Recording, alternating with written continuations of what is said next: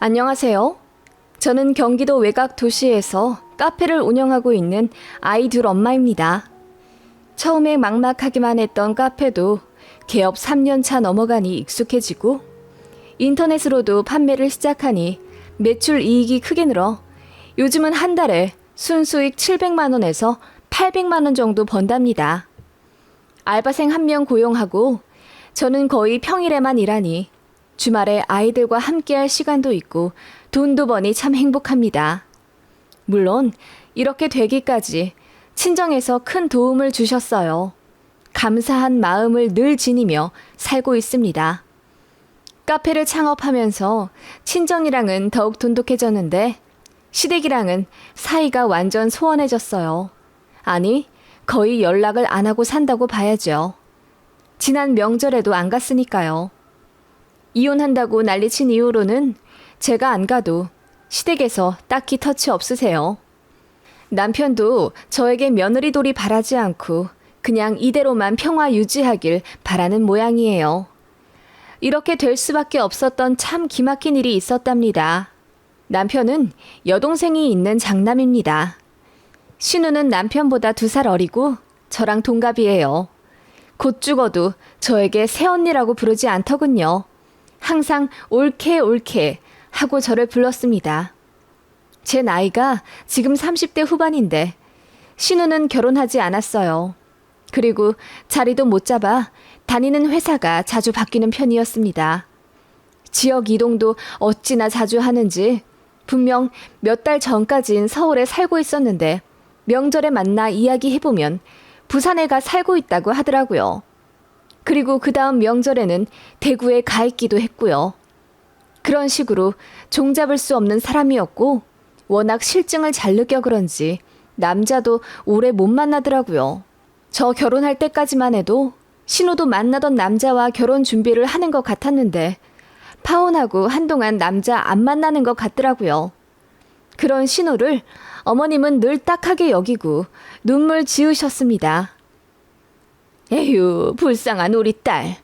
운 안 좋아서 대학 한번 미끄러지더니 인생이 안 풀리네.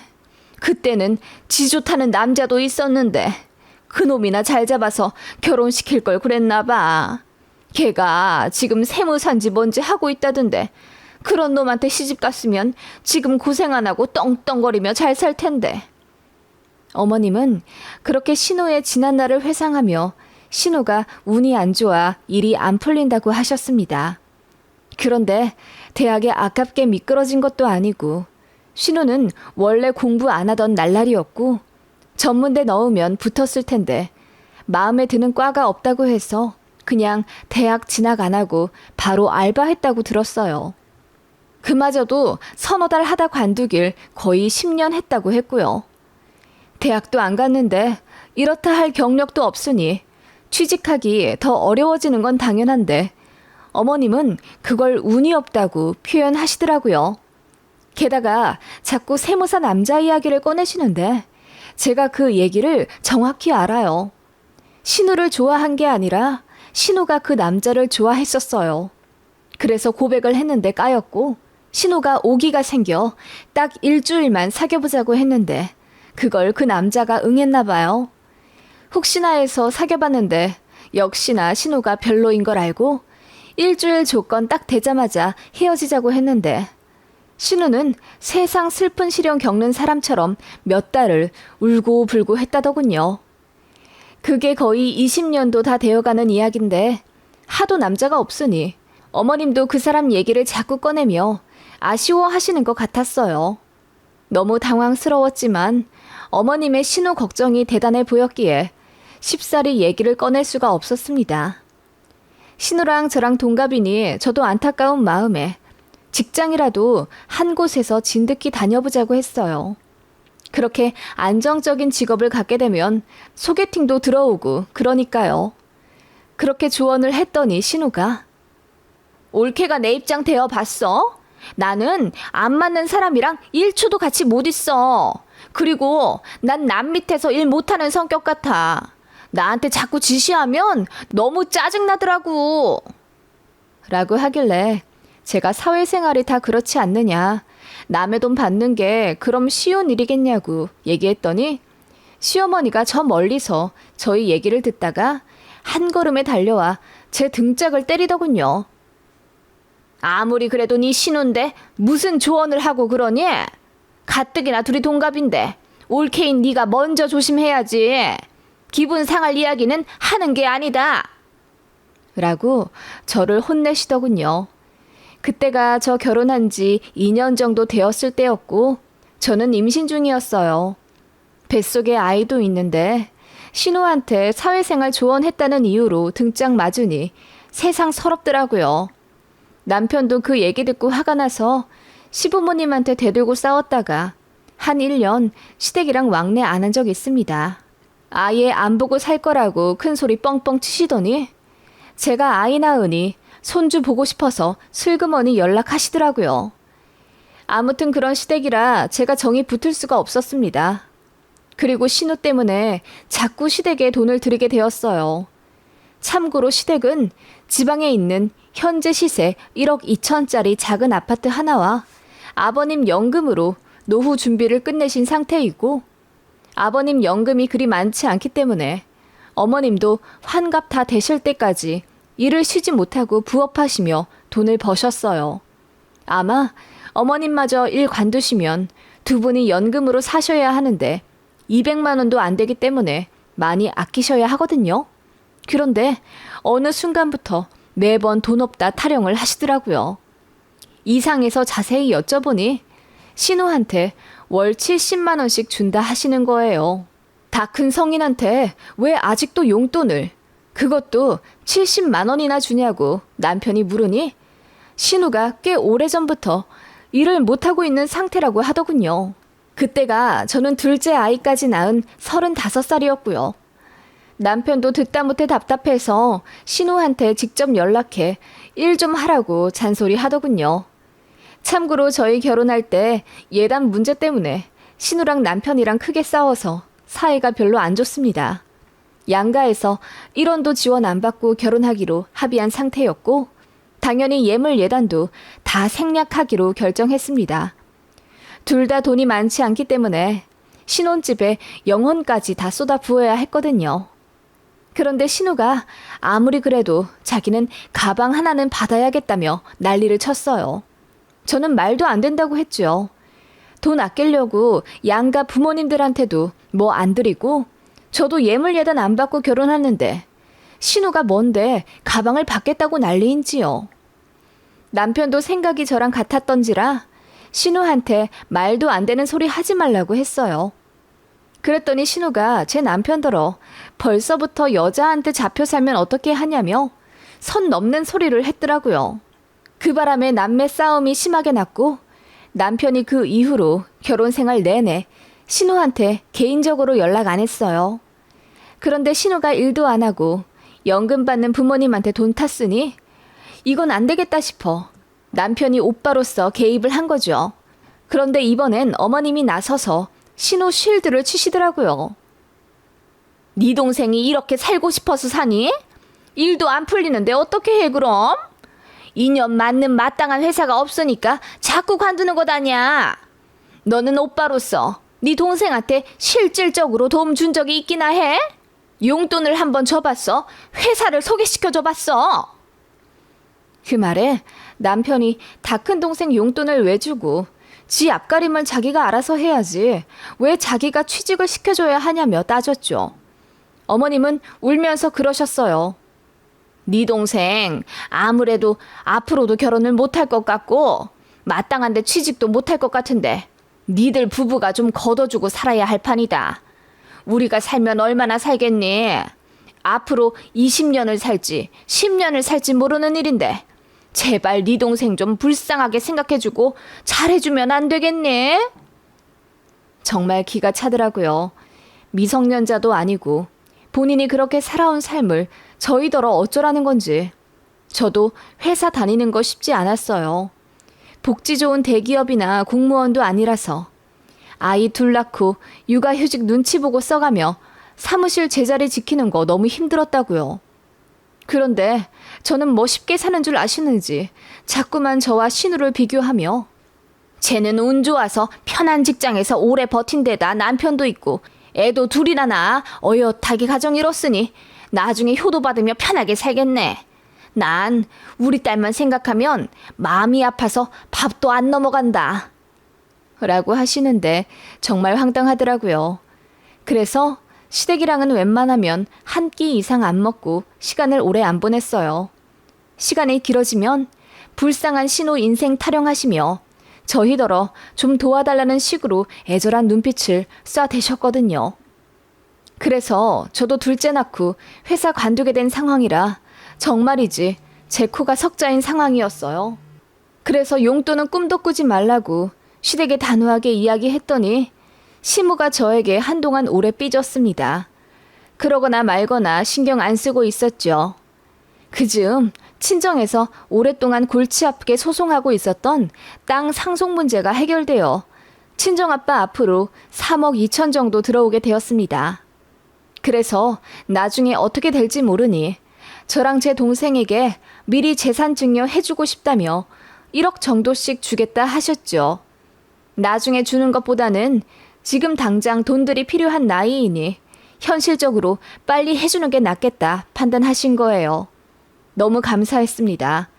그래서 그 돈으로 집 대출 갚는 데 쓸까 하다가 더 늦기 전에 제 꿈을 위해 도전해보고 싶었습니다. 남편도 그리하라 밀어주었고요. 저는 회사 다니면서 바리스타 자격증을 땄고 제과 제빵에 관심이 무척이나 많았어요.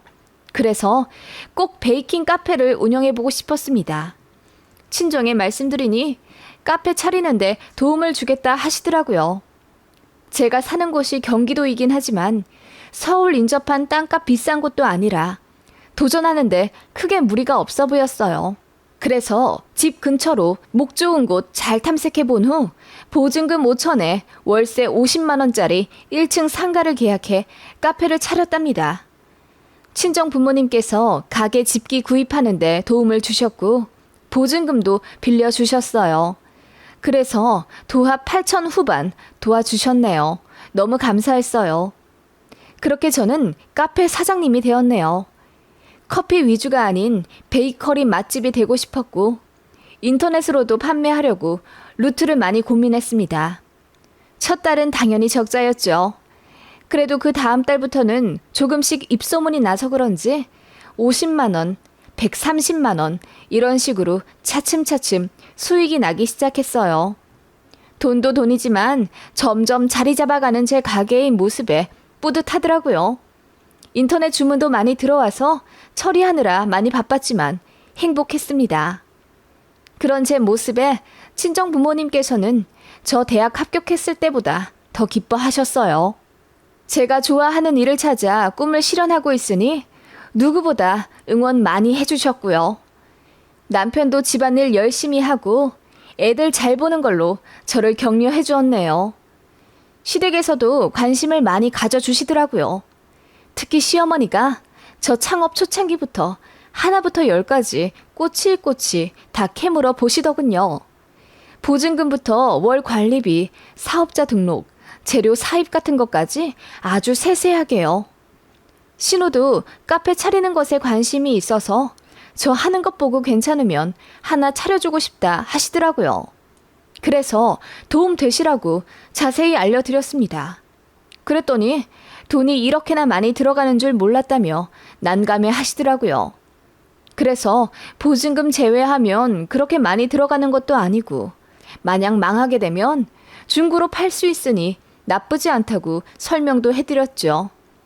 그렇게 제가 한 1년 정도 운영하는 동안 어머님이랑 신우가 제 가게에 서너 번 찾아왔네요. 신우는 처음엔 제 가게 들어오면서 입을 대빨 내밀고는 어머, 올케가 이런 재주가 있는 줄은 몰랐네. 돈을 벌긴 벌어? 괜히 일 벌렸다가 망하면 우리 오빠만 고생인 거지. 올케가 좀 잘해야겠어. 라며 시큰둥한 반응을 보이더니 제가 한 달에 300에서 400만 원씩 벌기 시작하면서 눈빛이 달라졌습니다. 제가 돈을 잘 버는 것 같아 보이니 제 가게에서 하루만 알바하게 해달라고 조른다거나 제 매출 기록표를 보여달라고 떼쓰곤 했습니다. 그래서 딱 잘라 싫다고 했더니 기분 나쁜지 그 이후로는 저한테 연락 안 했지만 시어머니 통해서 이런 부탁을 하더군요. 애미야, 가게 출근은 잘했냐? 다름이 아니라 네 신우 부탁이 있어서 전화를 좀 했다. 들어주면 좋겠구나. 네? 네, 어머님, 무슨 일이신데요? 들어줄 수 있지? 어머님, 들어봐야 알죠. 얘기 먼저 해주세요. 그러자 어머님은 잠시 뜸을 들이더니 입을 여시더군요. 네 신우를 알바로 고용해줄 순 없겠니? 평일에 말이다. 너도 점점 바빠지는데 일손 부족하지? 이럴 때 가족끼리 서로 도우면 좋지.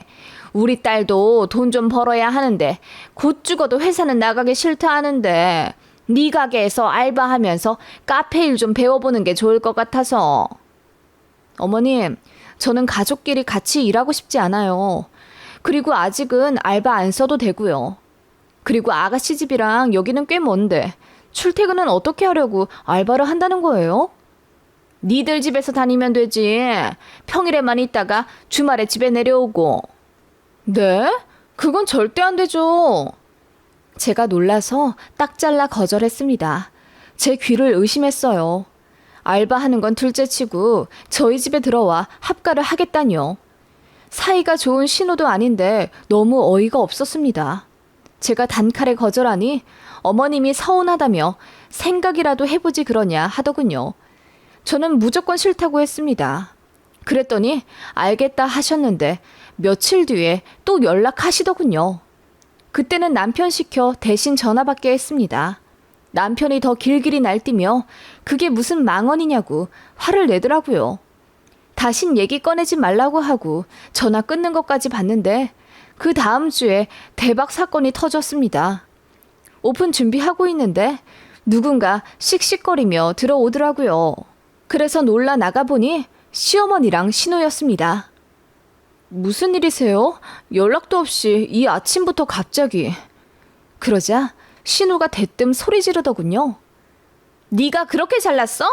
어떻게 우리 엄마한테 그렇게 싸가지 없이 행동할 수 있어? 우리 엄마도 그런 부탁한 거 쉽지 않았어. 좀 좋게 이야기해주면 어디가 덧나냐? 내가 싸가지 없었다고요? 지금 아가씨 행동은 싸가지 있는 거고요? 저도 같이 맞서 싸우니 신우가 움찔하더군요. 그때 시모가 나서더니 얘가 틀린 말했니? 너 우리 아들 조종했지? 대체 내 아들한테 뭐라고 얘기를 했길래 걔가 그렇게 화를 내? 그리고 너희도 참 웃기다.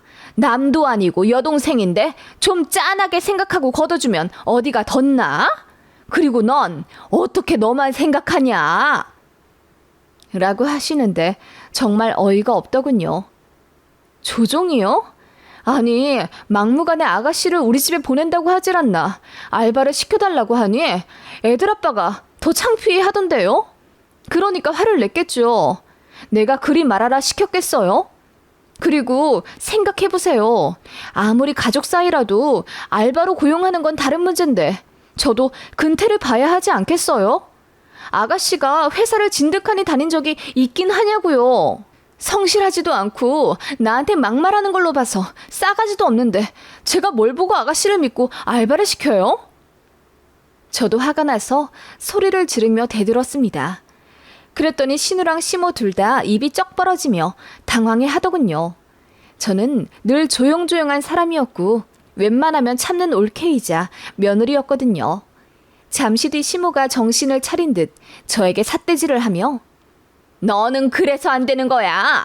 결혼이라는 게 뭐니? 남자 좋아서 그냥 같이 살면 망고 땡이야? 상대 가족도 끌어안는 게 결혼이다.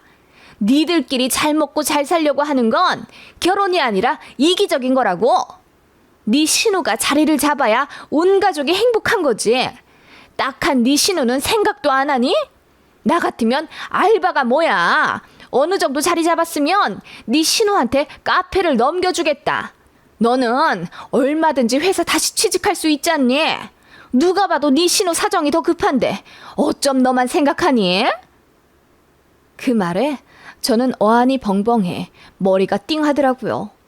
신우에게 제가 왜 카페를 넘기죠? 어이가 없어서 웃음이 나오더라고요.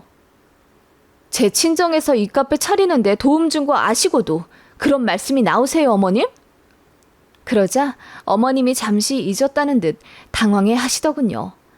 아니, 그래 뭐 사돈댁에서 도와주신 건 감사하지만은 나도 내 딸 걱정이 되니까. 그러자 신우가 지고 싶지 않은 듯. 아니, 그래서 뭐 우리가 이 가게를 달라고 했어? 그냥 우리 엄마가 너라면 그렇게 하겠다는 거잖아. 라고 하길래 저도 소리를 빽 질러버렸습니다. 야, 너 자꾸 나한테 너너거릴래? 이게 어따 대고 자꾸 근본 없이 너너거리고 있어.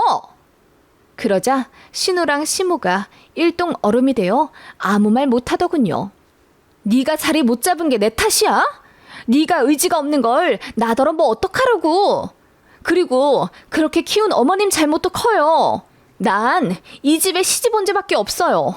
어머님 말씀대로 남편 가족까지 끌어안는 게 결혼이라 생각해서 개념 없는 신우한테도 꼬박꼬박 아가씨 불러가며 잘해줬고요. 제가 시댁에 못한 게 뭐가 있어요? 네? 있으면 당장 말하세요. 이혼해 드릴 테니까. 그 말에 시모가 안색이 파리해지며 이런 일로 무슨 이혼까지 하냐며 저를 말리더군요. 저는 다 필요 없으니 애들만 데리고 살면 된다고 으름장을 놓았습니다. 신우도 제가 이혼 얘기까지 할 줄은 몰랐는지 당황해서 한 걸음 뒤로 물러나더군요. 저는 그런 신우 얼굴에 삿대질을 하며 계속 얘기했죠. 야, 그럼 우리 엄마 아빠가 나 잘 먹고 잘 살라고 카페 차려줬지 싸가지 없는 신우 거두라고 도와주셨겠냐? 생각을 해봐. 너라면 너 같은 알바 고용하겠냐고.